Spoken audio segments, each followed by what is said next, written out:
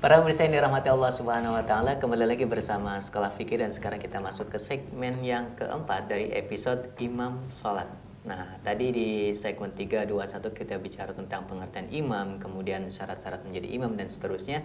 Nah, sekarang di segmen keempat ini pembahasan kita terkait siapa sih Zat, yang lebih berhak menjadi imam. Kalau tadi syarat, sekarang kalaupun semuanya memenuhi syarat gitu ya. Tapi yang paling berhak itu siapa? Ya. Jadi bisa jadi ketika orang datang ke masjid dalam jumlah yang banyak, semuanya sebenarnya terpenuhi untuk syarat 9 syarat itu 9 misalnya syarat itu gitu ya, untuk siap sholat. Gitu. Hanya saja di antara mereka siapa yang mau kita majukan, yang paling berhak gitu. Nah, tentu di sini kan ada kriteria tambahan. Kadang-kala sih anehnya begini, di tengah masyarakat kita kriteria tambahan ini biasanya dibuat-buat. Yang sebenarnya tidak ada dasarnya ya. Oke, contoh yang dibuat-buat itu contoh apa? Misalnya yang boleh menjadi imam kalau dia sudah menikah. Yang belum menikah tersinggung. Walaupun dia suaranya bagus, kemudian umurnya yang nonton ada yang belum menikah ini. Nah, masalah banyak yang tersinggung. Yang tersinggung ya. Iya. Itu Terus satu. apalagi Zat yang dibuat-buat? Ada juga misalnya yang mengatakan yang boleh menjadi imam kalau dia anak kiai misalnya, atau dia yang punya keturunan, masjid. atau yang punya masjid dan seterusnya. Ini kan syarat yang tidak ada di dalam ketentuan fikih kita, diada-adakan ya. Walaupun sih kalau dalam konteks menghormati ya boleh saja ya. Misalnya ada kiai. Ya tentu yang lebih menikah lebih tua dan lebih sepuh, lebih berumur, lebih berpengalaman daripada yang belum gitu ya. Tapi faktornya bukan faktor masalah nikah dan tidak nikahnya. Sebab gitu. banyak anak kecil aja tadi boleh saja menjadi seorang imam gitu kan. Nah, dalam hal ini kita Rasulullah tidak lupa menyampaikan ada kriteria khusus yang paling berhak di antara orang yang memenuhi syarat gitu ya. untuk menjadi imam sholat ya. Ada berapa kriteria kira-kira? Ada hadis yang cukup bisa dikatakan dasar ya dari kriteria siapa yang lebih berhak menjadi imam. Hadisnya riwayat siapa? Hadis ini diriwayatkan oleh Imam Muslim. Imam Muslim, sahih. Sahih ya. Rasulullah SAW bersabda, "Ya ummul qauma aqra'uhum li kitabillah. Fa in kanu fil qira'ati sawa'an fa a'lamuhum bis sunnah. Fa in kanu fis sunnati sawa'an fa aqdamuhum hijrah. Fa in kanu fil hijrati sawa'an fa aqdamuhum sinnan wa la ya'ummanna ar-rajulu ar-rajula fi sultanihi wa la yaq'udu fi baitihi ala takrimatihi illa bi idnih." Panjang juga hadisnya. Nah, hadis mungkin ini hadis ini menjelaskan tentang syarat-syarat atau bukan kriteria gitu ya, yang lebih berhak menjadi imam. Kita breakdown saja satu persatu ini hadis ini. Dari hadis ini kalau kita bedah sebenarnya bisa kita bagi secara garis besar menjadi dua. Kriteria yang paling berhak menjadi imam ya. Yang pertama terkait dengan kualifikasi atau kualitas ya. Kualitas. Jadi aspek kualitas. Dan yang kedua dari aspek penguasaan atas wilayah. Jadi pemimpin wilayah itu lebih berhak atau yang punya rumah Yang punya rumah kalau misalnya atau ya yang dia tinggal dekat masjid itu dan ditokohkan. Itu dua utama itu ya. Paling tidak dua itu. Nah, yang pertama kalau kita lihat dari hadis ini Rasulullah SAW bersabda tentang masalah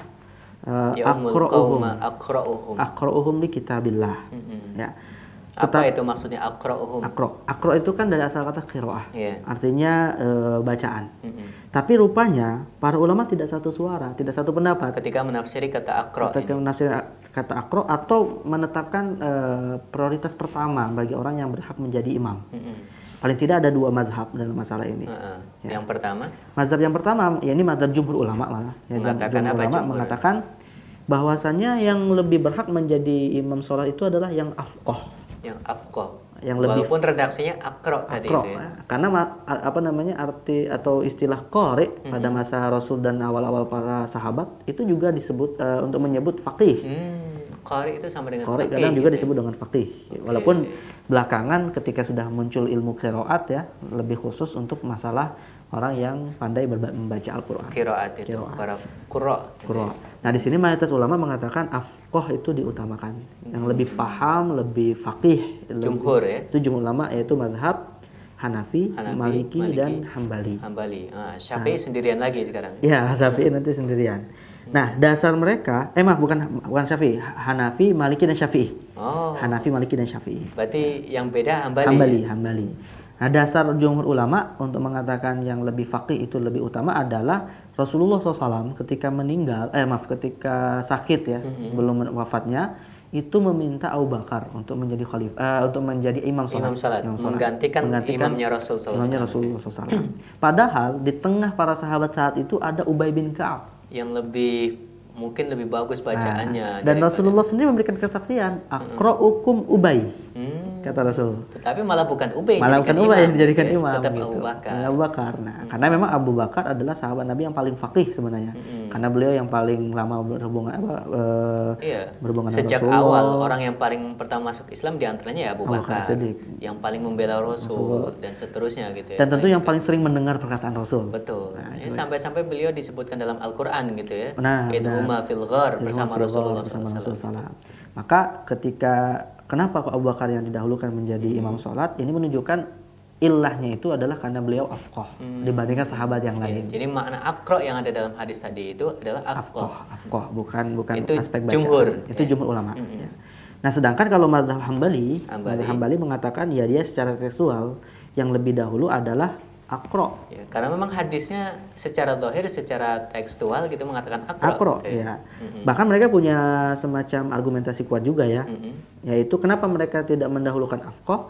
Karena pada hadis ini juga disebutkan kalau dalam masalah qiraat itu ada dua orang yang sama, maka yang didahulukan fa'alamuhum bis sunnah. Nah, tambahannya. Gitu ya. Alam itu kan lebih identik dengan afqah. Betul. Gitu. Kok malah di nomor 2 kan? Bukan hafalan gitu ya. Alam bis sunnah. Nah, ini menunjukkan afqah level 2 dalam berdasarkan hadis ini ya. Menurut mazhab Hambali. Oke. Jadi dua-duanya memiliki argumentasi yang cukup kuat juga gitu ya. Tapi jumhur atau mayoritas fuqaha mengatakan aqra itu maknanya adalah afqah. Yang lebih faqih, yang lebih dan juga sebenarnya kalau kita bicara masalah dalam menilai ya agak sulit juga sebenarnya menilai siapa sih yang lebih afqah gitu ya. Tapi kalau menilai yang lebih aqra lebih gampang. Lebih gampang sebenarnya. Sebab bisa terlihat gitu bisa terlihat, bisa terdengar dan seterusnya. Tapi kalau afqah ya sebenarnya juga asal sulit mudah ya. Saling merasa aja gitu ya. Benar.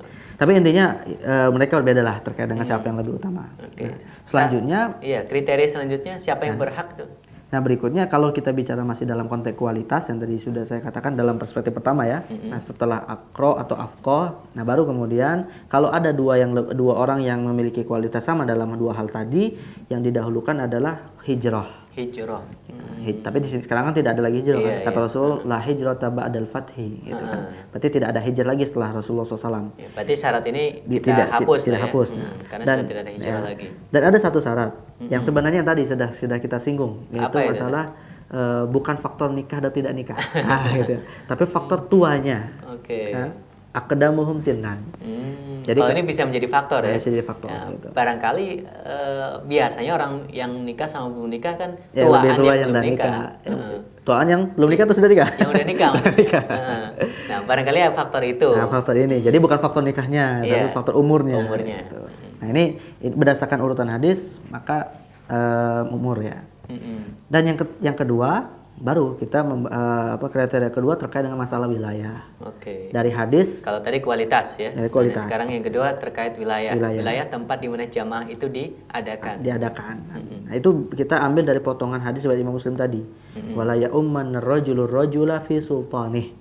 Jadi tidak boleh misalnya orang tiba-tiba datang di sebuah kampung karena merasa lebih faqih, merasa lebih aqra misalnya ya, tiba-tiba dia yang maju ke depan. Walaupun dia memang lebih aqra, lebih faqih dan seterusnya gitu ya, tetapi yang paling berhak pada saat itu adalah orang yang tuan rumahnya. Kecuali kalau tuan rumahnya memang mempersilahkan gitu. Maka di sini kan disebutkan dalam hadis ini wala yaq'ud fi baitihi ala takrimatihi illa bi izni. Walaupun dalam konteks berziarah ya, jangan duduk di rumahnya kecuali tanpa izinnya. Maknanya bisa juga kita katakan jangan kemudian maju menjadi imam sholat kecuali diizinkan oleh yang memiliki imam rawatibnya di situ, yang punya rawatib. Itu terkait wilayah gitu ya. Ternyata yang punya rumah lebih berhak. Walaupun dari sisi kualitas mungkin lebih rendah daripada tamunya ini. Ya, itu terkait siapa yang paling berhak menjadi imam. Nanti di segmen terakhir saya ingin bertanya tentang tugas dan wewenang imam itu apa saja. Ya. Nah, para pemirsa, kira-kira bagaimana jawabannya terkait tugas dan wewenang seorang imam? Kita simak jawabannya di segmen yang kelima terakhir. Tetap bersama Sekolah Fikih.